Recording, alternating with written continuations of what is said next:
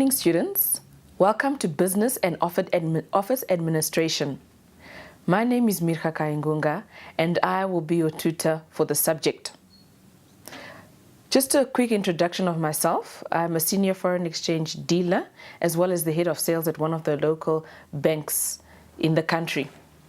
I believe that you familiarized yourself with the reading material. You have read through your textbooks and have gone through your study guides, and you exactly understand what business and office administration is all about.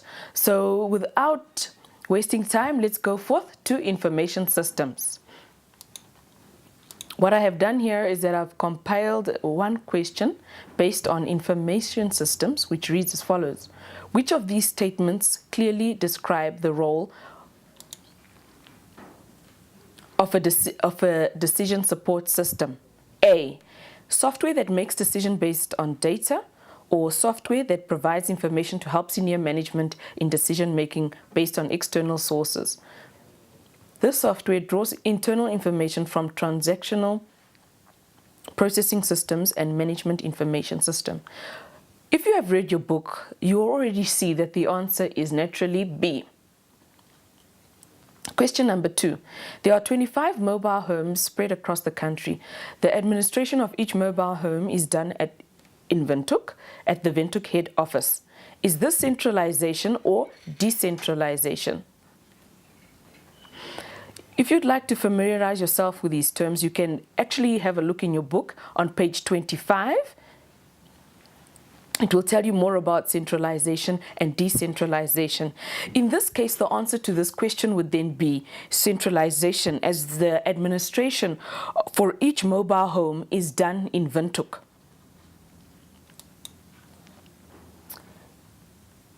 When working in a business, it is also important for you to understand telephone manners and to also know what telephone manners actually mean. When answering a call, it is important that we answer in a very professional manner. Be extra friendly so that the individual on the other end feels welcome.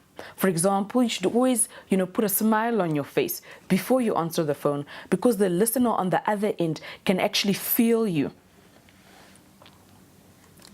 as much as they can hear you. When making a phone call, you need to identify yourself and your company. Give a name and a person that you are looking for. For example, good afternoon, my name is Mirha from GKM Investments. May I please speak to John Keys? Before making a call, always be prepared by writing down your questions and the purpose of your call. When answering the phone, it's important for you to be professional and be friendly as well. Identify your company and name when answering. For example, thank you for calling GMK Investments. This is Mirha Kaingunga. How can I assist you? When you get into the working environment, you'll notice that at times a call will come through. And when this call comes through, maybe it could be that the caller is asking for another individual and the other individual is busy on the phone. Then we have what is called to keep a caller on hold. When you keep someone on hold or a caller on hold, it is very important that you ask the caller before you put them on hold. And it's important that you actually keep them up to date. By keeping them up to date, I mean, let's say if a caller calls in and they're asking for John, but then John is busy on the other line. So you would first ask him, you would tell him that, John is busy on the other line. Would you mind holding? If the caller says, yes, it's fine, then you can allow them to hold. But as you see that time is passing by, let's say 5 or maybe 3 to 6 minutes are passing, but yet the individual that they're looking for is still not done on the line, then you could, by the time that you get back to the caller on the other line, it could be that maybe the caller has put the phone down. That's why it's important to constantly keep giving the caller an update that, yes, okay, the person that you're looking for is now available. I can transfer you through. If the individual that the caller is looking for is not available, then it's important that you take down a message. You take down the message with the telephone number of the caller and the contact name of the caller, so that at least you can give the message over to John or whoever it is that the caller is looking for. Tolerating neighbors. It so happens that you might get yourself in, or you might get a job in an environment whereby it's an open office. Now, what happens usually in an open office is that at times the volume or the voice volumes of your neighbors might be a bit high. Therefore, it's very important that when working in an open office, that you signal your colleagues to reduce their volume if they are too loud. When ending a call, thank the caller and hang up with a pleasant goodbye. Emails. Handling emails, that can be found on page 26 in your textbook. Whenever handling emails, it's important that you use proper spelling, grammar, and punctuation. Answer all questions, meaning that if somebody sends you an email with a question, make sure that you answer the question. It's very important to not write in capital letters, because writing in capital letters can be viewed as being angry. Maybe you are angry or you are shouting. Do not use it to disclose confidential information, in the sense of whenever you're sending out an email, make sure that the email that you're sending out would be able to be presented before the board, and or if it's not presentable before the board, then just don't send it at all. And it's important that you don't reply to spam emails. And since you've familiarized yourself with emails and, information systems and all, there's just a few questions that they need to answer in question 3, which says, indicate whether the following independent questions are true or false. Is it normal to send emails typed in capital letters? We've just mentioned that right now, and that answer would then be false. Does a fax document guarantee confidentiality? Is it a true or false statement? Definitely it would be false, because if you send a fax to a specific office, you really do not know who's standing at that fax machine. It could be somebody who's not supposed to be seeing that confidential fax that you want to send. So it's not advisable to fax confidential information, and so hence the answer for B is false. When making a call, you should identify your business and yourself. That's C now. When making a call, you should identify your business and yourself. That is very important. So that would be true. D, it is important to be friendly whenever making a call. That is a definite true. Because if you are friendly, then you make the caller also feel welcome. And E, before putting a caller on hold, you should first ask them. True. Before putting a caller on hold, it's important that you do ask them whether it's okay to keep them on hold. Record management systems. We've also covered record management, as it is also important in the workplace. The advantages of effective record keeping enables an organization to find information easily. An orderly flow of information enables an organization to perform its functions successfully and efficiently. There are 3 basic filing methods. The first one is the alphabetic, which is letters of names, subjects, and geographic locations. Numeric, which means the usage of numbers. Alphanumeric, using both a combination of alphabet letters or numbers and letters, if I can put it like that in simple terms. Stock and inventory control.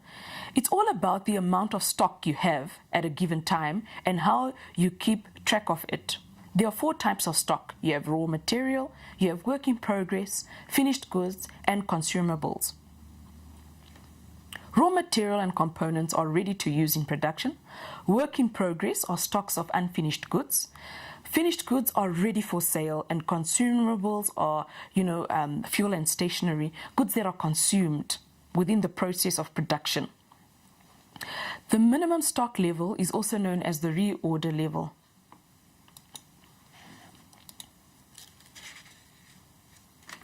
Okay, we're going over to question 4A. Complete a stock control card with the following entries for February 2010. Items, there are pens, there are big pens. The provider is Walton Stationers. The maximum is 120 boxes, minimum 20 boxes, reorder level 30 boxes. On the 1st of February, stock on hand was 60 boxes. On the 3rd of February, you issued 10 boxes to the office back office. of boxes to your back office. On the 5th of February, you issued 8 boxes to the sales department. On the 12th of February, you issued 12 boxes to the typing session. And on 15th of Feb, you received 19 boxes from Walton's, which is an order that you have placed, of course. And then on February the 22nd, you issued 36 boxes to the front office. So here you are asked to complete a stock control card with the following entries on it, which are all those entries that I've just read out now. So we're going to question 4. This is a stock control card that we have here. Now, all that we just need to do is that we need to enter in what is the maximum order. The maximum order, as at the information given to us, is 120 boxes. Or the maximum, it's not actually a maximum order, but the maximum that you can have within your stock levels is 120. Your reorder level is 30 boxes. And your minimum, which is the minimum stock that you should have in your business, is 20 boxes. Now, it's very important that when answering this question that you always when putting down your answers, that you always refer to the information that has been given to you. Now, on the 1st of Feb 2010, stock on hand was 60 boxes. So we're going to enter those 60 boxes onto our stock card control.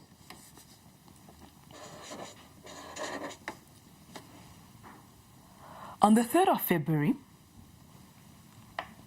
we issued 10 boxes to the back office, but then the 10 boxes also have a reference, which is REQ 26. So we need to enter our reference in REQ 26,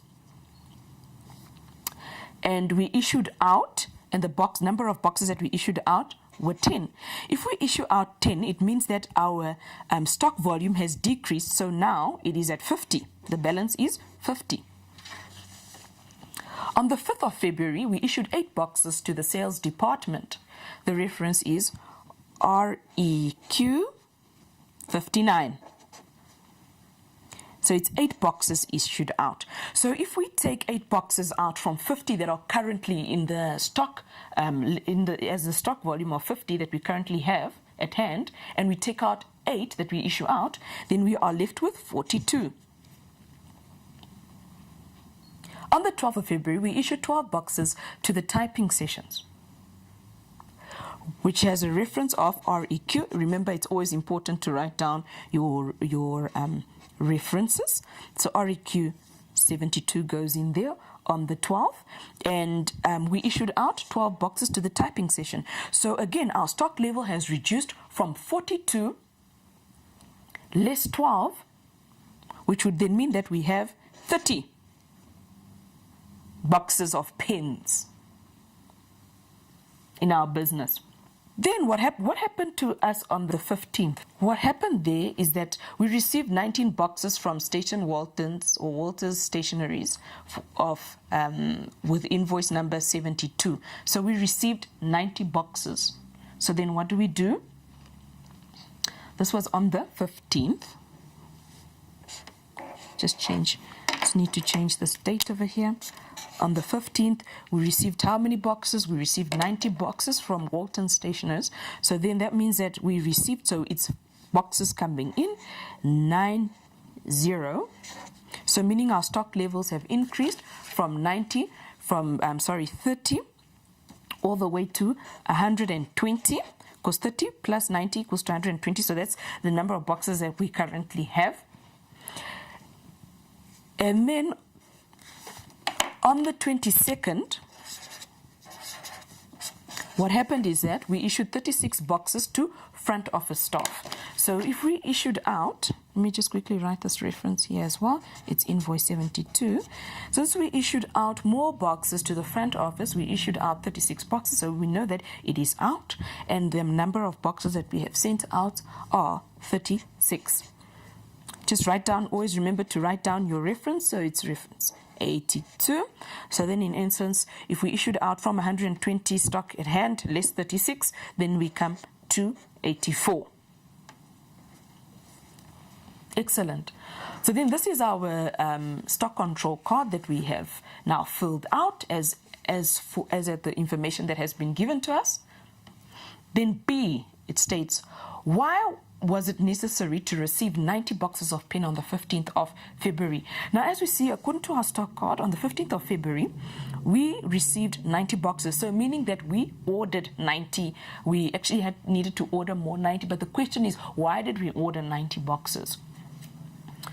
Remember that the reorder level, as we have put up here, is 30 boxes. So because we reached the reorder level, or the volume of stock in our hands of boxes of pens with 30, we had to now place a new order. Hence, that's why we placed a new order of 90, which then brought us to the maximum level of stock that we are allowed to have in our business of 120 boxes.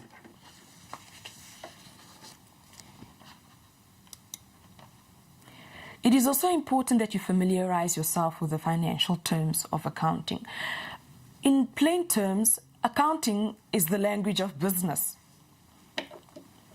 It's very important that you also get to know the different types of documents, such as source documents, invoices, credit notes, cash invoices, cash receipts, cash deposit slips, EFTs, So if somebody comes to you and says, we just sent off an EFT, you should know what it means. It stands for electronic funds transfer, as well as petty cash slips and so forth. You should know what all these different terms and terminologies mean, because when you are in the financial world, you'll notice that the financial world also has terms, or has its own, a language of its own.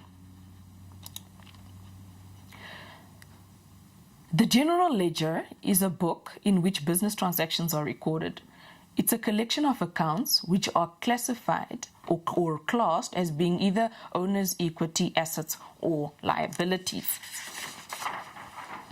Owner's equity is equal to assets less liabilities.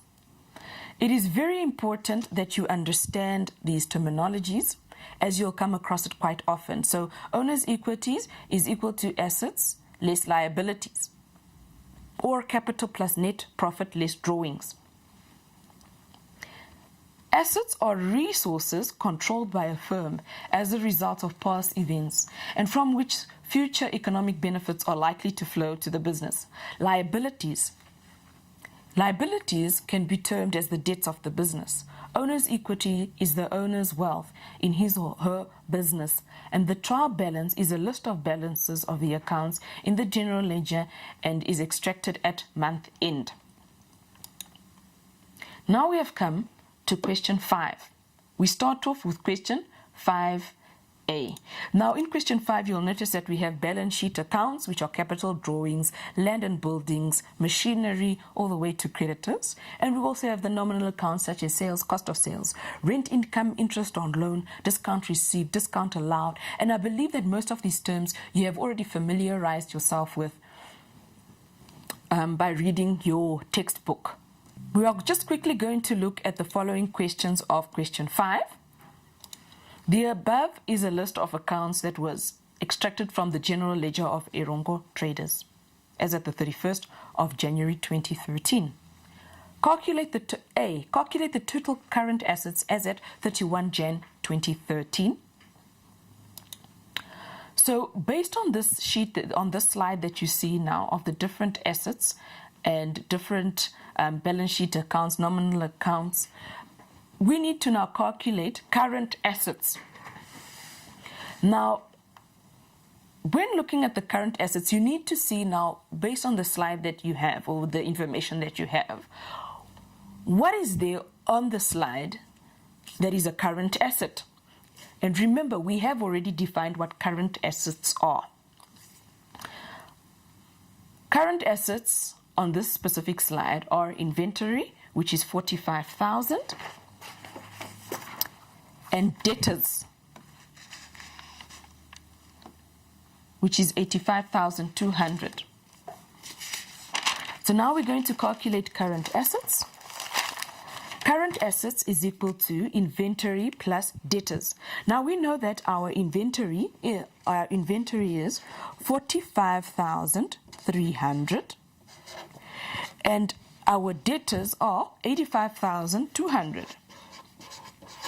By adding the two up, we calculate current assets. Therefore, current assets are equal to 130,500.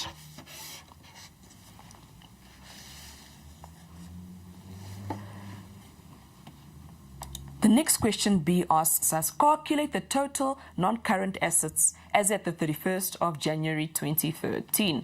Once again, refer back to the information that is given through to you. Now, you need to also identify which of these entries or which of these balance sheet accounts are non-current assets. In this case, we have vehicles, land and building, and machinery. Vehicles, land and building, and machinery. Therefore, non-current assets equals to vehicles plus land and buildings plus machinery. So, vehicles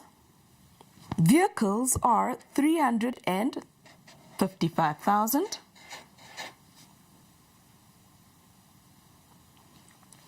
plus land and building, which is 520,000, and machinery, which is 150,000. By adding all of these up, we compute the non-current assets. The total is 1,025,000. So then that is the value of your non-current assets. Then we come to current liabilities. Current liabilities is the question that we need to this is now the question that we need to answer. Calculate the total current liabilities as at 31 January 2013. So current liabilities is equal to bank overdraft plus creditors. The bank overdraft, as for the information given to us, is 78,500. The creditors, 4,260 plus 4,260. So if I add 78,500 plus 4,260, I come to a total of 82,760. So those are our current liabilities. Remember, what is a liability? A liability is just the business's debt. Non-current liabilities. On question D, calculate non-current liabilities as at 31 January 2013. Just while always refer to the information given to you. The non-current liabilities are liabilities such as long-term loan, meaning that these are liabilities that are not paid off necessarily within a year. It takes longer than a year for you to pay off these liabilities. So long-term liability is a non-current liability, which is equal to 100,000 Namibian dollars. So now we have calculated our current assets, non-current assets, current liabilities, as well as non-current liabilities.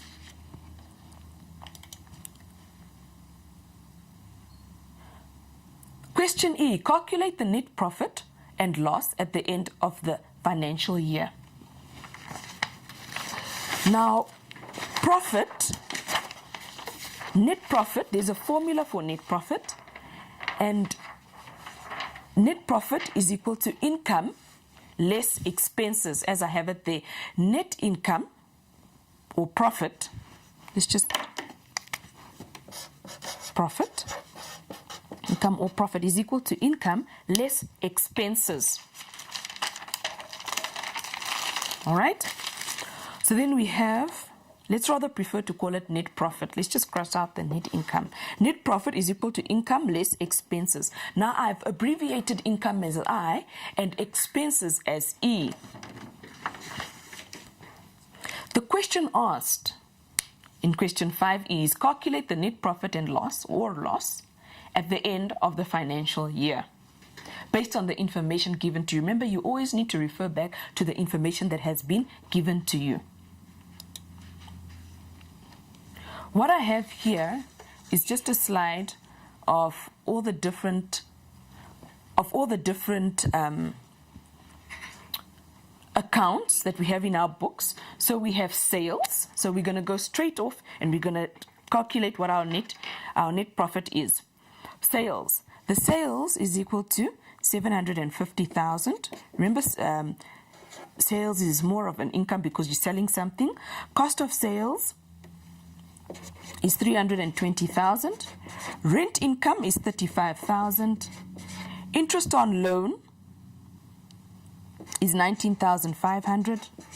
Discount received is 15,600. Discount allowed is 13,200. And your water and electricity is 9,000. Your general expenses are 50,000. And your wages are 8,900. Now, what we have done here is that we've split it up between what is an income and what is an expense.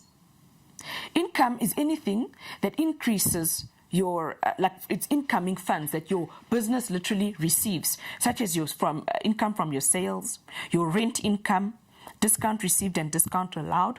All others are expenses. Please refer back to your textbook. Refer to the definition. If you're not sure whether the specific entries such as sales, whether it's an income or whether it's an expense, please refer back to your definitions in your textbook. Now, from this what we have computed here, we see that our expenses, if we add all our expenses up, they come to 407,400. And our income, if we add them all up, come to 813,800. Since we now know what our expenses and our incomes are, net expenses and income are, now we know that net profit is equal to income less expenses. Therefore, we're going to say, here's our formula, net profit is equal to income less expenses. So we know now that our income is 813,800 and our expenses are 407,400. So we're going to put it into our formula here. So if we know that our income is 813,800 and our expenses are 407,400. So if I take income less expenses, then I come to 406,400. Therefore, this is what we call our profit. If there are two methods of calculating owner's equity, show your calculation of owner's equity by using both methods. Now, there are two methods of calculating owner's equity. The first method being the owner's equity equation or the accounting equation. Now, the accounting equation is as follows. We know that owner's equity is equal to assets less liabilities. So then what we know here already is that owner's equity is equal to assets less liabilities. So now we need to compute what are our assets less our abilities. Remember, we calculated already our assets in the previous answers that we've had. So assets is equal to current assets plus non-current assets. Liabilities is equal to liabilities plus non-current liabilities. Now, from our calculation already, we're going to add our non-current assets.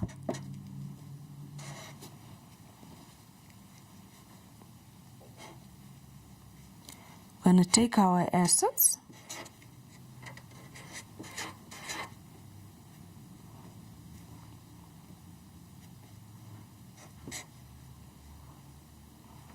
We're going to take our assets plus, we're going to actually add up all our assets here. And we're going to subtract our liabilities. And remember, we've already calculated our liabilities in the answer of C and D. So our current liabilities are 82,760, and our non-current are 100,000. Therefore, as you know, owner's equity is equals to assets less liabilities. Now we know what our assets are. We've added up our assets and we've added up our liabilities. And our assets are equal to 1,155,500.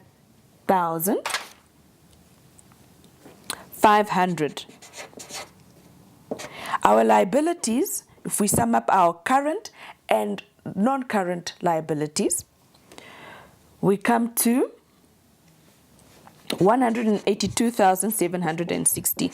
So if we take the assets less the liabilities, our owner's equity is equal to 972,740. 972,740. Now that was using the accounting equation method. Now we're going to go and do the equity accounts method, which is capital plus net profit less drawings. Remember, you always need to refer back to the information that has been given to you. So based on the information that has been given to you, you know that capital is 600,000. Net profit is 406,400. Remember that we calculated net profit already we already calculated net profit already when we did the calculation in E. Just going to bring the slide back. In E, when we're calculating net profit, we calculated net profit to be 406,400. So that is where we get net profit from, 406,400. Less drawings, and drawings has been given to us in our slides of 33,660. So if we take, to calculate owner's equity, if we take capital plus net profit less drawings, then we should get to owner's equity. And owner's equity is 972,740. You will notice that by using both, you'll notice that if you use the accounting equation method and you also use the equity accounts method, you'll notice that we actually come to the exact same answer, like what we have here on our slides of 972,740 and 972,740. We have come to the end of our session of business and office administration.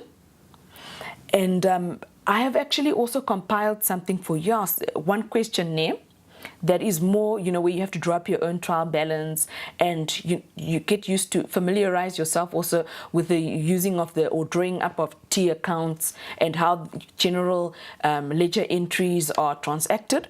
And this will be sent through to you. It's just one exercise for you to get the general understanding of exactly how accounting works, and also how the trial balance also works, and how to update your information on a month-to-month basis.